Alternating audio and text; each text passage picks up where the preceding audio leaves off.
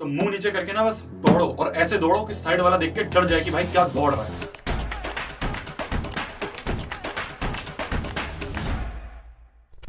Hello everyone, this is शोभित वर्मा और आज की इस वीडियो में हम बात करने वाले हैं एक बहुत महत्वपूर्ण टॉपिक के बारे में। चाहे आप 9वीं में हो, 10वीं में हो, 11वीं में हो, 12वीं में हो, हर एक बच्चे के लिए इस समय एक बहुत बड़ी परेशानी आके उठी हुई है कि भैया अगर हम सिलेबस देखें तो बहुत ज्यादा बचा है और टाइम उसके कंपैरेटिव बहुत कम है।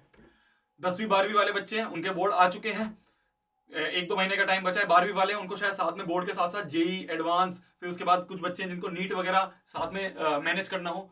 9th और 11th वाले बच्चे हैं, उनके भी एग्जाम एक डेढ़ महीने में आने वाले हैं।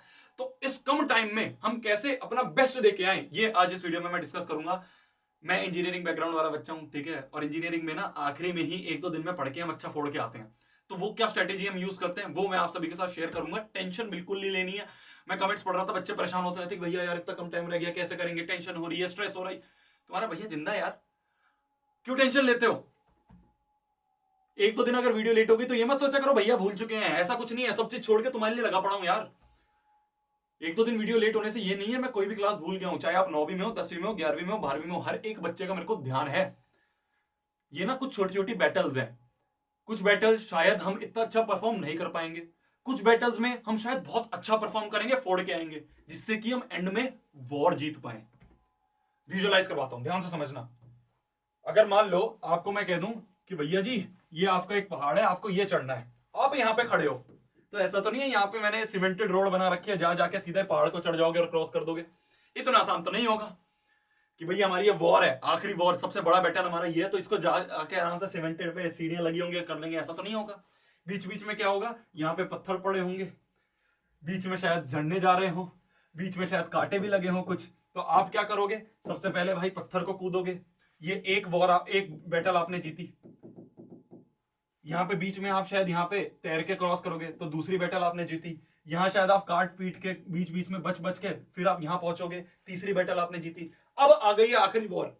शायद बीच में आपको कहीं पे लग जाए, शायद यहाँ पे आप अच्छे से भीग जाओ, शायद आप थोड़े बहुत डूब जाओ, पर एंड में जो आपकी वॉर आएगी, यहां तक पहुंचने के लिए ये छोटी छोटी बैटल्स हमें जीतनी पड़ेंगी। ये बैटल्स क्या है, जो 11th 12th वाले बच्चे हैं उनके लिए बैटल्स हैं, स्कूल के एग्जाम, बोर्ड के एग्जाम, है ना, बीच बीच में थोड़े बहुत टेस्ट हो गए, पीरियोडिक टेस्ट हो गए। तो इन बैटल्स में कुछ में शायद हम इतना अच्छा परफॉर्म ना करें, कुछ में बहुत अच्छा फोड़ेंगे, जिससे कि हम एंड में ये जो बड़ी वॉर है ना, कुछ बच्चों के लिए जेई होगी, नीट होगा, बड़ी बड़ी जो वॉर है, 9th 10th वाले हैं वो भी अभी से जेई नीट के लिए बहुत सीरियस होते हैं, मैंने देखा है।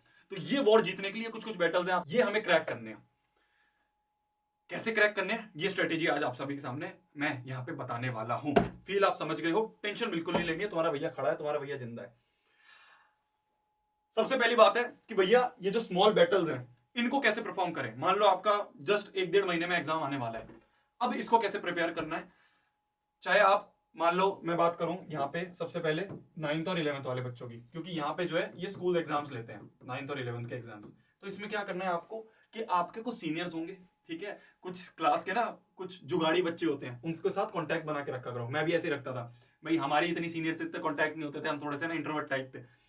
तो मैं क्या करता था, जो क्लास के जुगाड़ी बच्चे ना उनको थोड़ी बहुत टॉफी खिला दी, पेटीज खिला दी, अब तो टॉफी में नहीं पटेंगे, पेटीज वगैरह हो गई, थोड़ी चीजें खिला दी, तो उनसे उनके पास जुगाड़ होता है, उनके पास सीनियर्स के कांटेक्ट होते हैं। वहां से आपको क्या मिलेगा ना, प्रीवियस ईयर क्वेश्चंस मिल जाएंगे आपके स्कूल के, क्योंकि यहाँ पे स्कूल बेस्ड एग्जाम्स हैं। तो आपको उस टीचर का प्रीवियस ईयर का क्वेश्चन पेपर मिल जाए। ऐसे ही हम करते हैं अपने कॉलेज में कि भाई ये प्रोफेसर है, इस प्रोफेसर का पिछले साल में कौन सा पेपर आया था, उससे पिछले साल में 2-3 साल के मिल जाए बस पेपर। उन सारे पेपर्स को एनालाइज करो कि कौन सी चीज पे ज्यादा फोकस करता है, कौन से टॉपिक पे ज्यादा फोकस करता है। वो सारे टॉपिक्स हमने अच्छे से कंठस्थ कर लिए, वो टॉपिक्स पे सबसे ज्यादा हमें फोकस रखना है। क्या मेरी बात समझ में आ रही है? ये मैं कम टाइम में अच्छा फोड़ने की स्ट्रेटेजी बता रहा हूं, ध्यान से सुनना।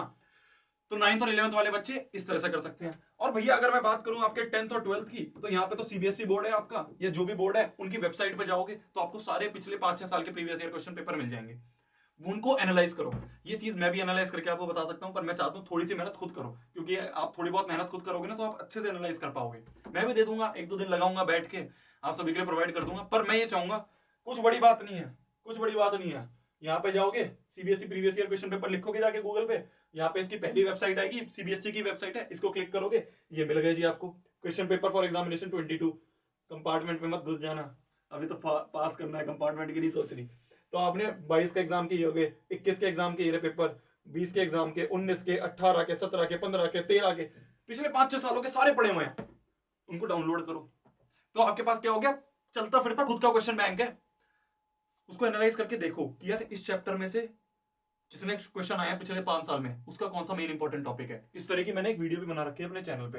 अगर आप यहाँ पे चैनल पे जाओगे ना, तो मैंने एक मैथ्स की इस तरह से वीडियो बना रखी थी आपके सीनियर्स के लिए। आप उसको देख के अच्छे से समझ पाओगे कि मैं किस तरह का बातें आपको बताना चाह रहा हूँ। मैं यहाँ पे लगा दूंगा, अभी मैं यहाँ पे ढूंढ नहीं पा रहा हूँ, हमारा नेट इतना अच्छा नहीं है जो एकदम चल जाए। मैं यहाँ पे साइड में वीडियो लगा दूंगा, उस वीडियो को देखना, उससे आपको पता चलेगा प्रीवियस ईयर क्वेश्चंस को कैसे एनालाइज करते हैं।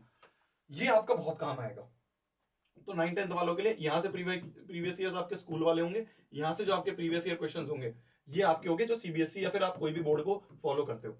ये सबसे मेन चीज है स्मॉल बैटल जीतने के लिए।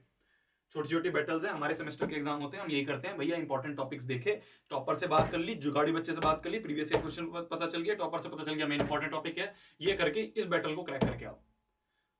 क्या मेरी बात समझ में आ गई? प्रीवियस ईयर क्वेश्चन सबसे बड़ा महत्व रखते हैं। बाद में साथ साथ में हमने नोट्स प्रोवाइड कर रखे हैं, उन सबको यूज करो, ठीक है। ये मैं उनकी बात कर रहा हूँ जिनका अभी तक कुछ नहीं हुआ है, बहुत कम हुआ है, उनको टेंशन हो रही है। इतना कर लिया ना, फिर जब टाइम बचेगा तब और चीज स्ट्रेंथन करेंगे। समझ में आ गई मेरी बात? ये हो गई हमारी स्मॉल बैटल्स की चीजें। अगर मैं बात करूं मैं बिग वॉर्स की, इसके बारे में आपकी सब्जेक्ट वाइज स्ट्रेटेजीज भी बना रखी है, वो आप देख सकते हो। अगर मैं बात करूं आपके बिग वॉर की, आगे बड़ा जेई का आपका है, नीट का एग्जाम है, इसके लिए क्या करना है? इसके लिए आपको ये देखना है कि ऐसे कौन से चैप्टर्स हैं, ध्यान से सुनना, ऐसे कौन से चैप्टर्स हैं जिनकी वेटेज तो बहुत ज्यादा है पर करने में वो आसान है। क्या मेरी बात समझ में आ रही है? ऐसे कौन से चैप्टर्स हैं जिनकी वेटेज तो बहुत ज्यादा पूछी जाती है। जेई की बात कर लूं मैं, तो जेई में ऐसे कौन से चैप्टर्स हैं जो आपके सब्जेक्ट वाइज, कौन से ऐसे चैप्टर्स हैं जो आपकी वेटेज जिसकी बहुत ज्यादा और करने में आसान है, ज्यादा टाइम नहीं लगता, ज्यादा दिमाग नहीं खर्च होता। सबसे पहला उस पर फोकस करो।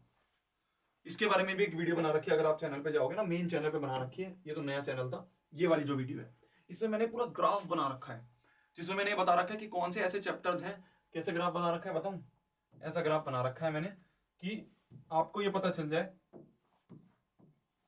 यहाँ पे मैंने लगा रखा है, आई गेस यहाँ पे मैंने बता रखा है कि कितना टाइम लगेगा, और यहाँ पे मैंने बता रखा है शायद वेटेज, या उल्टा हो सकता है, वो आप वो वाला ग्राफ देखोगे समझ जाओगे।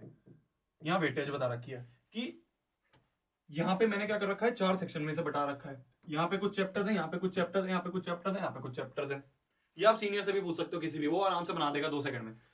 तो आपने क्या करा, यहाँ पे जो चैप्टर्स लिखे हैं वो क्या है, जिनमें टाइम कम लगेगा पर इनकी वेटेज कम है, इनको मत उठाओ।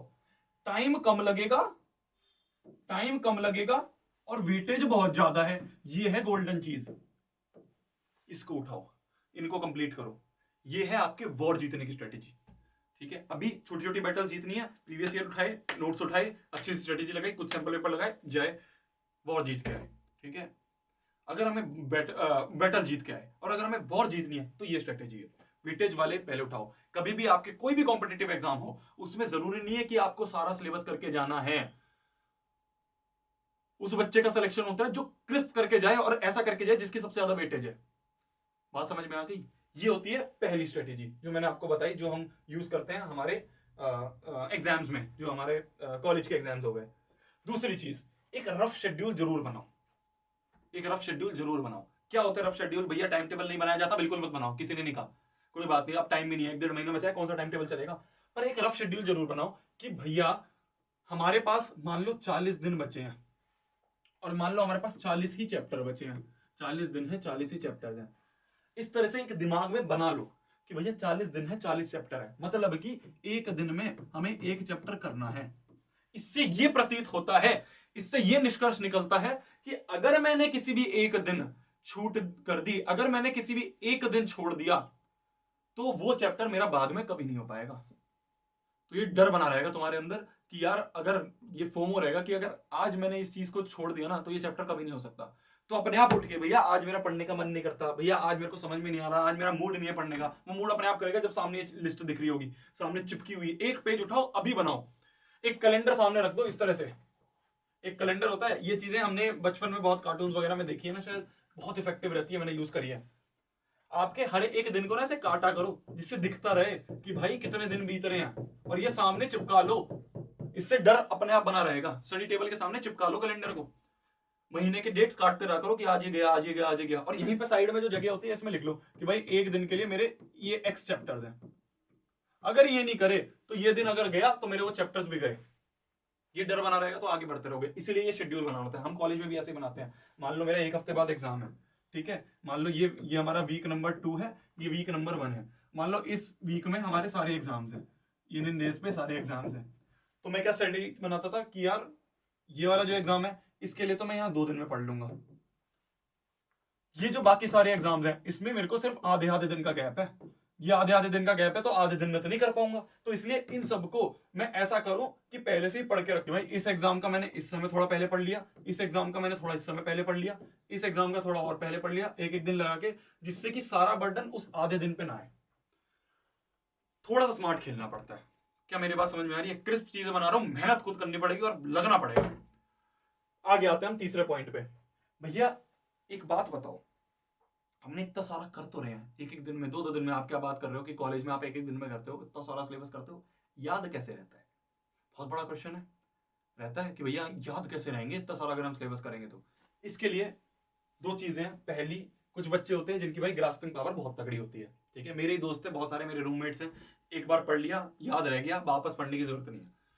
कुछ ऐसे होते हैं, कुछ होते हैं मेरी तरह, ठीक है। मेरी ग्रास्पिंग पावर बहुत कम है। अगर मैंने एक बार अभी पढ़ लिया तो मेरे को एग्जाम से पहले एक बार वापस पढ़ने की जरूरत है, नहीं तो मेरे को वो याद नहीं रहेगा वहां पे, ठीक है। और मैक्सिमम बच्चे कुछ इस कैटेगरी में आते हैं। अगर आप इस कैटेगरी में हो तो भैया आप तो बादशाह हो, ठीक है, आपको तो फिर अच्छा है, ये तो बहुत अच्छी चीज है। कुछ दोस्त हैं मेरे जो कि टॉपर्स हैं, उनका ये रहता है कि भाई एक बार पढ़ ली याद रह गया, एग्जाम में गए लिख के आ गया, हो गया। पर अगर कोई मेरी तरह है तो भाई मैं अपना जो मेथड है वो उठाता हूँ, sleep gap method. Sleep gap method क्या है? जैसा नाम वैसा ही काम, कि आपके, अगर आपने एक चीज पढ़ी है और उसका आपको रिवीजन करना है तो उसके बीच में एक स्लीप का गैप होना चाहिए। क्या बोला मैंने, ध्यान से समझो। मान लो मैं एक चैप्टर पढ़ रहा हूं, ठीक है। अब भाई हमारे पास इतना टाइम तो है नहीं कि हम सजे सजे नोट्स बनाएंगे, या तो हमें कहीं से नोट्स मिल गए, ठीक है, हमारे नोट्स अपने चैनल पे हैं, वो सारे आप यूज कर सकते हो, धीरे धीरे सारे आ जाएंगे। या तो आपको वो नोट्स मिल गए, या फिर आप एनसीईआरटी से पढ़ रहे हो, या फिर कोई एक रिफ्रेशर बुक पढ़ा रहे हो। तो उस बुक को उठा के आपने क्या करा, मान लो आपका एक्स चैप्टर आप पढ़ रहे हो, साथ साथ में आपने हाईलाइट कर लिया, ठीक है। कोई रफ पेपर लेके ऐसे ही थोड़ी बहुत राइटिंग में, गंदी संदी राइटिंग में, जिससे आपको समझ में आ जाए, आपने नोट्स बना लिए। तो ये क्या करा आपने, ये पहला आपने काम करा, ये पहला काम है। इस तरह से आपने पूरा काम कर लिया। मैं जैसे करता था मैं बता रहा हूं कि भाई मेरा मान लो एग्जाम है, तो एग्जाम से पिछले दिन मैंने पूरा बैठ के जितने भी चैप्टर थे, जितना भी चीजें थी, वो सारी बैठ के अंडरलाइन कर ली, छोटे छोटे शॉर्ट नोट्स बना लिए, कुछ कुछ बना लिया, और वो करके अब मैं सो गया। यहाँ पे अब मेरी स्लीप आ गई, भाई रात हुई, हम सो गए। और भैया अगर एक दिन में एक चैप्टर खत्म करने, एक दिन में सिलेबस खत्म करना है, तो थोड़ा 3-4 घंटे सोएंगे, तो यहाँ पे हम 3-4 घंटे की हमने नींद ली। 3-4 घंटे की नींद लेने के बाद अब मैं जब उठूंगा ना, तो ये सब चीजें जो हैं, ये आपको वापस एक पेज लेके दिमाग से रिट्रीव कर करके वापस लिखो। ये जो चीजें मैं बोलता रहता हूँ ना, ये मैं खुद भी करता हूँ, तभी मैं आपको बताता हूँ। सब चीज प्रूवन है। मेरे इसी से आते थे नंबर अपने इंजीनियरिंग में। तो मैंने क्या करा, पिछले दिन पढ़ लिया, नींद आई, नींद सो गए। इससे क्या हुआ, आपके दिमाग को थोड़ी सी शांति मिल गई, थोड़ी बहुत चीजें शायद आप भूलोगे भी। फिर आप वापस उठने के बाद एक पन्ना लेके, जितना आपने याद करा था वो रिट्रीव करके लिखने की कोशिश करो उस पन्ने में, ठीक है। छोटे छोटे कर कुछ भी करके, कुछ भी करके, कि भाई ये पढ़ा था, ये पढ़ा था, ये पढ़ा था, ये पढ़ा था, इससे लिख लिया। इससे क्या होगा, आपको याद रह गया। क्या मेरी बात समझ में आ गई? ये बहुत सही मेथड है अगर आपकी ग्रास्पिंग पावर बहुत लो है तो। मेरी तरह मैं ऐसे ही करता था, गए फिर उसके बाद एग्जाम देके आ गए, गया, सब चीज याद आती थी, ठीक है। ये हमने तीसरी चीज आपकी डिस्कस करी, ग्रास्पिंग पावर वाली, कि भाई याद कैसे रखेंगे अगर हम हमारा बहुत ज्यादा चीजें हैं तो। ये आ गया आगे वाले में, यहाँ पे हमने डिस्कस करा था अभी। आगे अगर हम बात करें, ये बहुत इंपॉर्टेंट है। अगर आपके पास टाइम कम है तो आपके पास ये टाइम नहीं है, कुछ चीजों का सेक्रीफाइस हमें मानना पड़ता है। ध्यान से समझो बात को, कुछ चीजों का सेक्रीफाइस हमें मानना पड़ता है। अगर मेरे एग्जाम चल रहे होते हैं कॉलेज के, तो मेरा सोशल मीडिया डायरेक्ट कट रहता है। क्या मेरी बात समझ में आ रही है? उस समय सोशल मीडिया नहीं उठाना होता। उस समय भाई मेरा क्या है, मेरे को बिजनेस वाली चीजें हैं, तो थोड़ा बहुत मेरे को आना पड़ता है। तो मैं क्या करता हूँ, जो हमारा सोशल मीडिया का मैनेजर, उसको दे देता हूँ सारे अकाउंट, जो संभाल रहा होता है। आपके में ये केस नहीं है, आपके कोई ऐसे बिजनेस तो नहीं चल रहा इस समय, अभी तो पढ़ाई वाली चीजें चल रही है। तो सोशल मीडिया से तो कट हो जाओ, पहली चीज। भैया यूट्यूब पे आपकी वीडियो कैसे देखेंगे, बाकी हमें पढ़ने वाली चीजें वो कैसे करेंगे, उसके लिए एक नई जीमेल आईडी बना लो। लास्ट ईयर भी बच्चों को बताया था, बहुत काम आया था, आपके लिए भी बहुत काम वाली चीज रहेगी। एक नई जीमेल आईडी बना लो और उस जीमेल आईडी पे सिर्फ और सिर्फ एजुकेशनल आपके सब्सक्रिप्शंस हो, उसके अलावा कुछ ना हो। थोड़ा अपने आप कंट्रोल करना पड़ेगा, थोड़ी चीजें हमें खुद करनी पड़ेंगी। हमेशा कोई एक दूसरा आके हाथ उठा के नहीं करेगा, आपको खुद भी कुछ चीज करनी पड़ेगी, थोड़े स्टेप आपको खुद लेने पड़ेंगे, थोड़ा हार्श आपको खुद बनना पड़ेगा। तो बनो थोड़ा सा हार्श, उस पिछली ईमेल आईडी को हटाओ, उसको लॉग आउट करो, बाद में एक्टिवेट कर लेना, वीडियो एक्टिवेट कर ली। अभी एक ऐसी ईमेल आईडी बन जाए जिसमें ये सारे एजुकेशनल हो, जिससे कि 1-1.5 महीने जो हमारा बचा है वो माहौल वैसा ही बना रहे ना यार। आर्या पार वाली सिचुएशन आ चुकी है इस समय, ध्यान से अगर समझो तो। या तो भाई जीतेंगे, या फिर इस बैटल को हम हार जाएंगे, या फिर हम इतना अच्छा परफॉर्म नहीं करेंगे। जब आर्या पार वाली सिचुएशन आ जाती है ना, उस समय मुंह नीचे करके ना दौड़ना होता है। जो हमारे एग्जाम्स आते थे ना भाई कॉलेज के, भाई उस समय तो 1-2 दिन में पढ़ना है ना, पास तो होना ही है, डिग्री तो लेनी है। तो हम क्या करते थे, बस 1-1.5 दिन जो है, वो जो एक हफ्ता है, उसमें बस भाई मुंह नीचे करके लग जाओ बस। फिर कुछ नहीं याद रहना चाहिए, इंस्टाग्राम क्या है, क्या चीजें हैं, कुछ नहीं, आसपास वाले क्या चल रहा है, मोहल्ले में क्या चल रहा है, सोसाइटी में क्या चल रहा है, कौन कहाँ पे कुछ कर रहा है, कौन किसकी कहाँ घूमने जा रहा है, एक हफ्ते बाद देख लेंगे। अभी कौन सा कुछ बड़ी चीजें हो जाएंगी अगर हम नहीं गए, या फिर हमने उस चीज को नहीं देखा तो नहीं होगा। 1-1.5 हफ्ते बाद जब अच्छा रिजल्ट आएगा, अपने आप एक चीज अंदर से खुशी होगी कि यार कुछ अच्छा फोड़ के आए हैं। अब उस चीज का एंजॉयमेंट और अलग लेवल का होगा। वो जो वेब सीरीज आप देखना चाह रहे हो, उसका एंजॉयमेंट का लेवल जो होगा वो अलग होगा, जब आप एग्जाम या फिर कोई ये छोटी मोटी बैटल्स जो है ये फोड़ दोगे। तो मुंह नीचे करके ना बस दौड़ो, और ऐसे दौड़ो कि साइड वाला देख के डर जाए कि भाई क्या दौड़ रहा है। ये सारी चीजें मेरे को डिस्कस करनी थी। तब तक के लिए वही पढ़ना है, फोड़ना है, कहर मचा देना और आग लगा देनी है। आपको अगर कोई भी और चीजों की जरूरत हो, कुछ भी मेरी तरफ से चाहिए हो, आप बताओ। 1-2 दिन लेट हो सकती है, वीडियो आएगी जरूर। बाय, टेक केयर, अच्छे से पढ़ो, पढ़ते रहो, बस बाय बाय।